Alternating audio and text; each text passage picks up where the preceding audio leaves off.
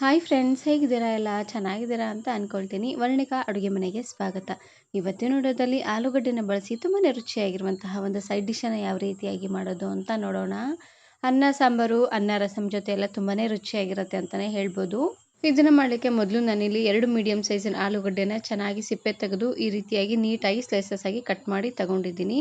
ಇದಕ್ಕೆ ನಾನಿಲ್ಲಿ ಅರ್ಧ ಚಮಚ ಆಗುವಷ್ಟು ಅರಿಶಿನ ಪುಡಿ, ಅರ್ಧ ಚಮಚ ಆಗುವಷ್ಟು ಅಚ್ಕಾರದ ಪುಡಿ, ಹಾಗೆಯೇ ರುಚಿಗೆ ತಕ್ಕಷ್ಟು ಉಪ್ಪು.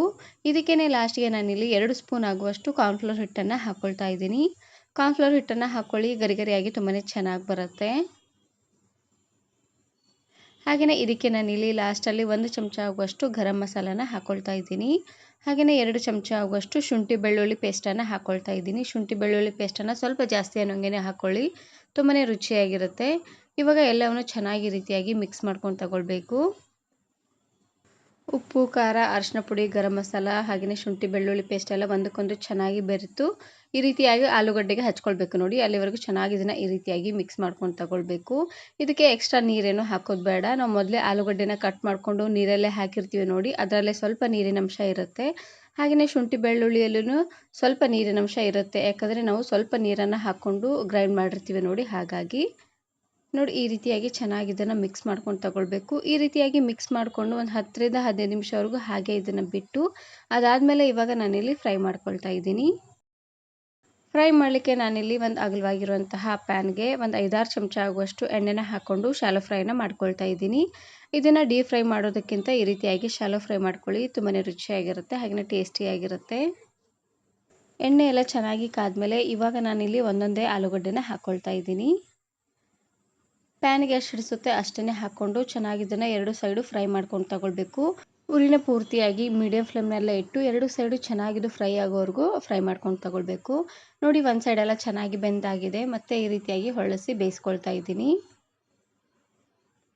ಒಂದು ಸಾರ್ತಿ ಈ ರೀತಿಯಾಗಿ ಆಲೂಗಡ್ಡೆ ಫ್ರೈನ ಮಾಡ್ಕೊಳ್ಳಿ, ಸಖತ್ ರುಚಿಯಾಗಿರುತ್ತೆ. ಫಿಶ್ ಫ್ರೈಗಿಂತನೂ ತುಂಬಾ ರುಚಿಯಾಗಿರುತ್ತೆ ಅಂತಲೇ ಹೇಳ್ಬೋದು. ನಾನು ಇದೇ ರೀತಿ ಬಹಳಷ್ಟು ವೆರೈಟಿ ಆಗಿರುವಂತಹ ಸೈಡ್ ಡಿಶ್ ರೆಸಿಪೀಸ್ನ ಅಪ್ಲೋಡ್ ಮಾಡಿದ್ದೀನಿ. ವಿಡಿಯೋ ನೋಡಿಲ್ಲ ಅಂದರೆ ಈ ವಿಡಿಯೋ ಕೊನೆಯಲ್ಲಿ ಹಾಕಿರ್ತೀನಿ ನೋಡಿ, ಚೆಕ್ ಮಾಡಿ. ಫ್ರೈ ಮಾಡಬೇಕಾದ್ರೆ ಎಣ್ಣೆ ಏನಾದರೂ ಕಡಿಮೆ ಅಂತ ಅನಿಸಿದ್ರೆ ಇನ್ನು ಸ್ವಲ್ಪ ಎಣ್ಣೆನ ಹಾಕ್ಕೊಂಡು ಚೆನ್ನಾಗಿ 2 ಸೈಡು ಫ್ರೈ ಮಾಡ್ಕೊಂಡು ತಗೊಳ್ಳಿ. ಆದಷ್ಟು ಮೀಡಿಯಂ ಫ್ಲೇಮ್ನಲ್ಲೇ ಇಟ್ಟು ಈ ರೀತಿಯಾಗಿ ಚೆನ್ನಾಗಿ ಫ್ರೈ ಆದಮೇಲೆ ಮತ್ತೆ ಹೊಳಸಿ ಬೇಯಿಸ್ಕೊಳ್ಬೇಕು. ಪೂರ್ತಿ ಹೈ ಫ್ಲೇಮ್ನಲ್ಲಿ ಇಟ್ಬಿಟ್ರೆ ಪ್ಯಾನಿಗೆಲ್ಲ ಅಂಟ್ಕೊಂಡ್ಬಿಡುತ್ತೆ, ಹಾಗೆಯೇ ಆಲೂಗಡ್ಡೆನೂ ಸಹ ಚೆನ್ನಾಗಿ ಫ್ರೈ ಆಗೋದಿಲ್ಲ. ಹಾಗಾಗಿ ಮೀಡಿಯಂ ಫ್ಲೇಮ್ನಲ್ಲೇ ಇಟ್ಟು ಎಲ್ಲವನ್ನು ಈ ರೀತಿಯಾಗಿ ಮತ್ತೆ ಹೊಳಸಿ ಬೇಯಿಸ್ಕೊಳ್ತಾ ಇದ್ದೀನಿ. ಮೇಲ್ಗಡೆ ಕ್ರಿಸ್ಪಾಗಿ ಒಳಗಡೆ ಸಾಫ್ಟಾಗಿ ತುಂಬಾ ಚೆನ್ನಾಗಿ ಆಲೂಗಡ್ಡೆ ಎಲ್ಲ ಫ್ರೈ ಆಗುತ್ತೆ. ಲಾಸ್ಟಲ್ಲಿ ಇದಕ್ಕೇನೆ ನಾನು 1 ಗರಿ ಆಗುವಷ್ಟು ಕರಿಬೇವು ಸೊಪ್ಪನ್ನು ಫ್ರೈ ಮಾಡ್ಕೊಳ್ತಾ ಇದ್ದೀನಿ. ಕರಿಬೇವು ಸೊಪ್ಪನ್ನು ಹಾಕ್ಕೊಂಡು ಫ್ರೈ ಮಾಡ್ಕೊಳ್ಳಿ, ಕ್ರಿಸ್ಪಾಗಿ ತುಂಬಾ ಚೆನ್ನಾಗಿರುತ್ತೆ ಸೈಡ್ ತಿನ್ನಲಿಕ್ಕೆ. ಸ್ವಲ್ಪ ಗರಿಗರಿ ಅನ್ನೋವರೆಗೂ ಫ್ರೈ ಮಾಡಿಕೊಂಡ್ರೆ ಸಾಕಾಗುತ್ತೆ. ನಾನಿಲ್ಲಿ ಒಂದು ಹೊತ್ತಿಗೆ 4 ಜನಕ್ಕಾಗುವಷ್ಟು ಸೈಡ್ ಡಿಶನ್ನು ಮಾಡಿ ತೋರಿಸ್ತಾ ಇದ್ದೀನಿ. ನೀವು ಸ್ವಲ್ಪ ಜಾಸ್ತಿ ಜನಕ್ಕೆ ಮಾಡ್ಕೊಳ್ಳೋ ಹಾಗಿದ್ದರೆ ಆಲೂಗಡ್ಡೆನ ಸ್ವಲ್ಪ ಜಾಸ್ತಿ ಅನ್ನೋಂಗೆ ತೊಗೊಂಡು ಈ ರೀತಿಯಾಗಿ ಮೀಡಿಯಮ್ ಸೈಜಲ್ಲೇ ಕಟ್ ಮಾಡ್ಕೊಂಡು ತಗೊಳ್ಳಿ. ಪೂರ್ತಿ ತೆಳ್ಳದಾಗೂ ಬೇಡ, ಪೂರ್ತಿ ದಪ್ಪದಾಗೂ ಬೇಡ, ಸ್ವಲ್ಪ ಮೀಡಿಯಮ್ ಆಗಿ ಆಲೂಗಡ್ಡೆನ ಕಟ್ ಮಾಡ್ಕೊಂಡು ತಗೊಳ್ಬೇಕು. ಆದಷ್ಟು ಇಳಿಗೆಯಿಂದ ಅಥವಾ ಚಾಕುವಿಂದನಾದರೂ ಕಟ್ ಮಾಡ್ಕೊಳ್ಬೋದು. ಚಿಪ್ಸ್ ಮಾಡುವಂಥ ಮೋಲ್ಡಿಂದ ಕಟ್ ಮಾಡಿದ್ರೆ ಪೂರ್ತಿ ತೆಳ್ಳದಾಗಿ ಕಟ್ ಆಗುತ್ತೆ. ಹಾಗಾಗಿ ನೋಡಿ, ಕರಿಬೇವು ಸೊಪ್ಪು ಹಾಗೆಯೇ ಆಲೂಗಡ್ಡೆ ಎಲ್ಲ ಚೆನ್ನಾಗಿ ರೀತಿಯಾಗಿ ಫ್ರೈ ಆದಮೇಲೆ ಇವಾಗ ನಾನಿಲ್ಲಿ ಒಂದು ಪ್ಲೇಟಿಗೆ ಎತ್ತಿಟ್ಕೊಳ್ತಾ ಇದ್ದೀನಿ. ಇದನ್ನು ನೀವು ಊಟದ ಜೊತೆ ಸೈಡ್ ಡಿಶ್ ಆದರೂ ಮಾಡ್ಕೋಬೋದು, ಇಲ್ಲಾಂದರೆ ಸಾಯಂಕಾಲ ಟೀ ಜೊತೆಗೆ ಏನಾದರೂ ತಿನ್ನಬೇಕು ಅಂತ ಅನ್ನಿಸ್ದಾಗ ಈ ರೀತಿಯಾಗಿ ಆಲೂ ಫ್ರೈನ ಮಾಡ್ಕೊಳ್ಳಿ, ಸಖತ್ ಟೇಸ್ಟಿಯಾಗಿರುತ್ತೆ. ಇವಾಗ ಉಳಿದಿರುವಂತಹ ಆಲೂಗಡ್ಡೆನೂ ಸಹ ಇದೇ ರೀತಿಯಾಗಿ 2 ಸೈಡು ಚೆನ್ನಾಗಿ ಫ್ರೈ ಮಾಡಿಕೊಂಡ್ರೆ ಆಯಿತು. ತುಂಬಾ ರುಚಿಯಾಗಿರುವಂತಹ ಆಲೂಗಡ್ಡೆ ಫ್ರೈ ರೆಡಿಯಾಗಿ ಹೋಗ್ಬಿಡತ್ತೆ.